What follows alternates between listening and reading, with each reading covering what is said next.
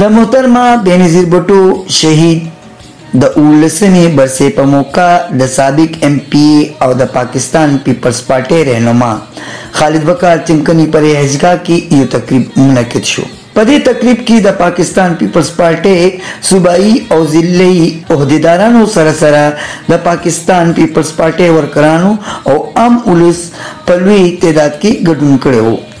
د پروګرام قربا خالد وقار چمکنی راغلي ملمنو ته په خیر راغی وي او د پاکستان پیپلز پارټي مشرانو ته په سوکانو راتګ باندې هغه ته هرکلی وي. ملمنو د محترمه بېنظیر بټو په شهادت او د هغه په ژوندۍ باندې رڼا واچوله او وی چې د محترمه د شهادت سره کوم سیاسي خلا چې پاتې شوی و لا تر اوسه موجوده ده.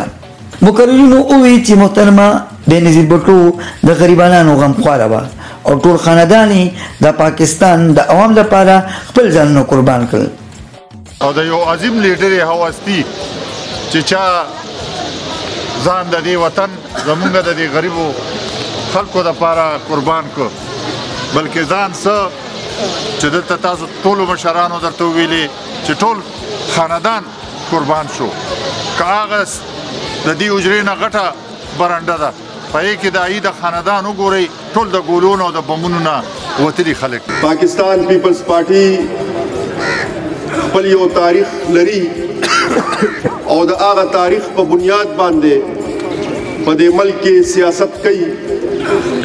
شهید ذوالفقار علي بھٹو د دې پارټي بنیاد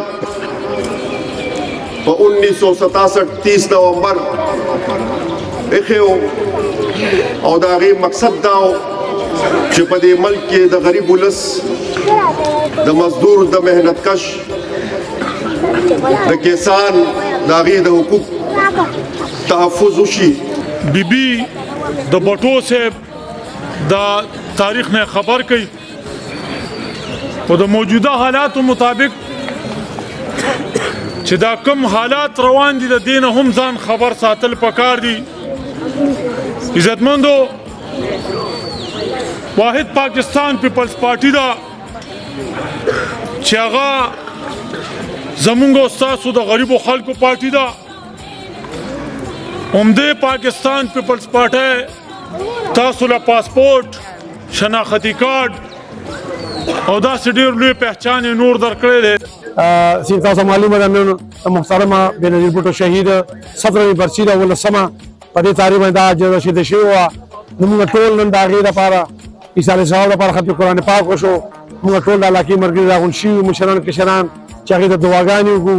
هغې باندې موږ خپل غم افسوس څرګند کړو چې زموږ محترمه بېنظیر بټو یو بین الاقوامي لیډره وه د پاکستان پیپلز پارټۍ د هغې خدمات دي د هغې د پلار خدمات دي د هغې د رونو خدمات دي د هغې د پارټۍ د پاکستان عوامو لپاره ډېر لوی خدمات دي خو هغې سره چې کوم سلوک شوی دی هغې له الله تعالی شهادت ورکړو او د هغې پارټي د هغې رونه د هغې رون ته هم الله تعالی شهادت ورکړی والد صاحب ته هم شهادت ورکړی دی.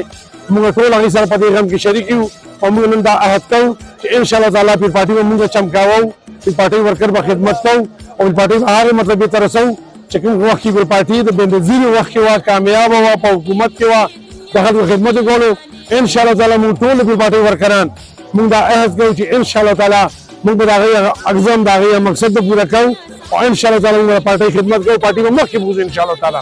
په دې موقع د پاکستان پیپلز پارټي د شهداو او د محترمه بېنظیر بټو د ایصال ثواب دپاره قرآن خواني او اجتماعي دعا هم اوستی شوه. نعمت سبحان، چمکنی ټي وي، چمکنی.